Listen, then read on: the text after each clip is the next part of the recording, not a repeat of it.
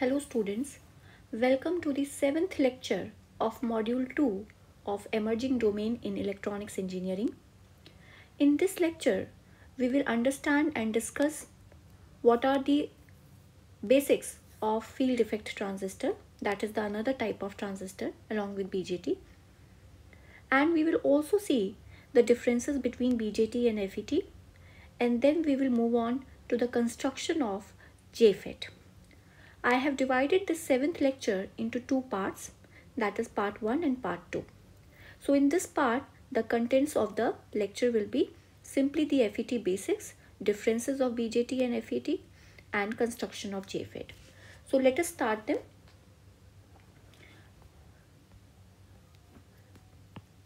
FET basics. So let us discuss it point by point. First of all, unlike BJT, FET has also 3 terminals, but here the names of the terminals are not emitter, base and collector. Instead they are drain, source and gate. So FET is also a 3 terminal device as that of BJT, but the names are different, that is drain represented by D, another is gate G, and source, that is S. Now, second point, the applications of FET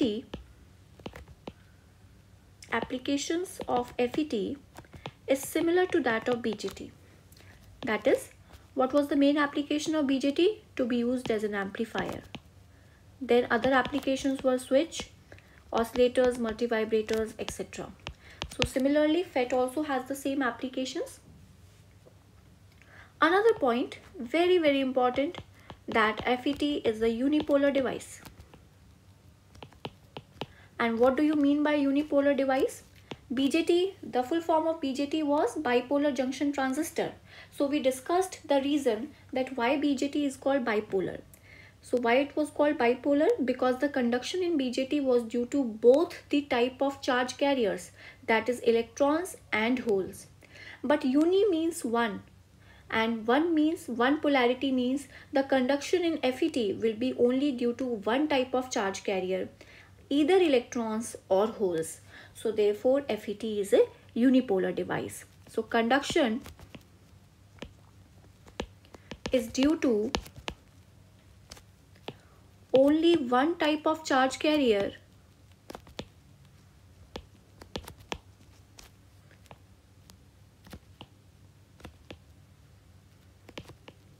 either electrons or holes. So that is why it is called a unipolar device. Now moving forward, as BJT was a current controlled device, here FET is a voltage controlled device. And what do you mean by a voltage controlled device? Voltage controlled device means that the device is being controlled by voltage. And when we say that the device is controlled by voltage, that means the output parameters depend upon the input voltage. So all the output parameters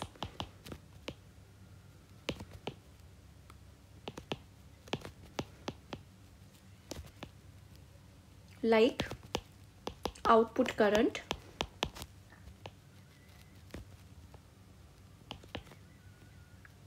or output voltage or output power, all the output parameters depends upon input voltage. That is why it is a voltage controlled device. Now another thing is that FET has high input impedance as compared to BJT. So what do you think? Which one is better? See, we have already discussed that the input impedance of a circuit should be high. So FET has high input impedance as compared to that of BJT.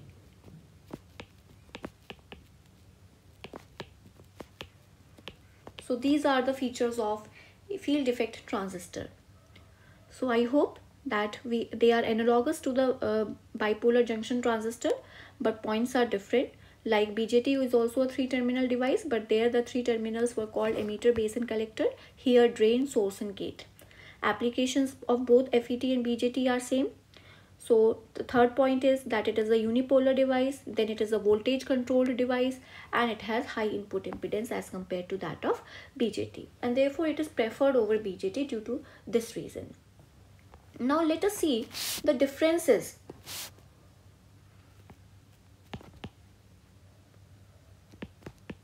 between FET and BJT.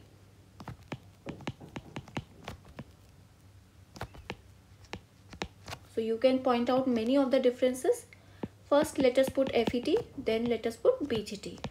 Now the first one is very important. FET is unipolar, we already discussed it, and BJT is bipolar. Secondly, FET is a voltage controlled device. FET is a voltage controlled device, and BJT is a current controlled device.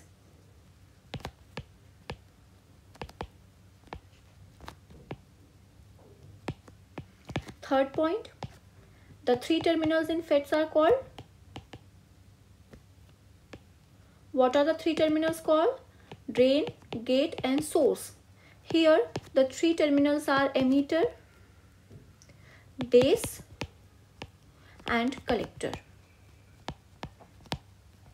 Another point, FET has high input impedance and BJT has low input impedance.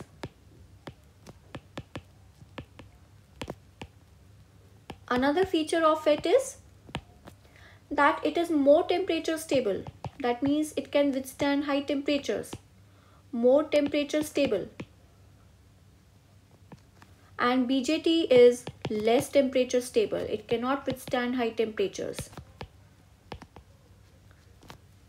Another point is FET is smaller in size and hence it is easy to fabricate on ICs. BJT occupies more space. Another advantage of FET is it is less noisy as compared to BJT, and it is more noisy.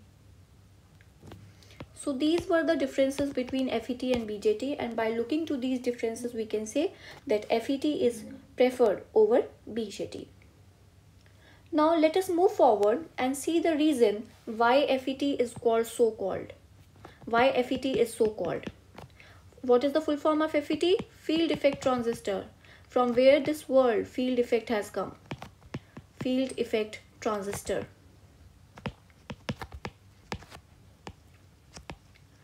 So let me recall once more, or let me remind you once more.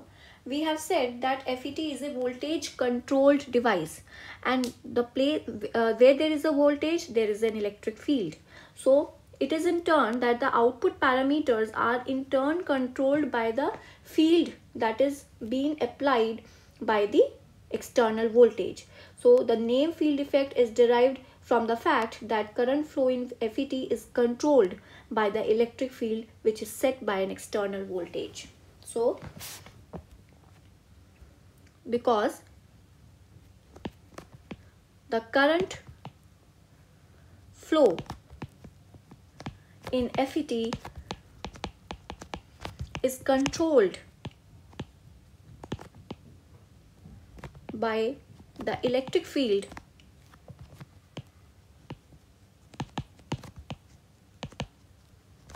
which is set by the external voltage.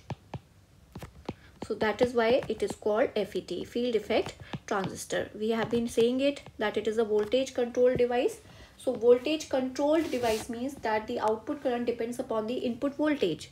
So the output current is this. The current flowing in FET is the output current, and it is controlled by the input voltage. What is the input voltage that you have applied externally?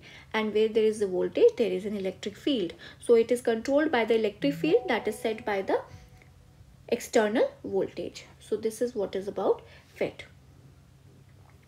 Now let's move on to what are the types of FET. Let's move on to what are the types of FET. So FET.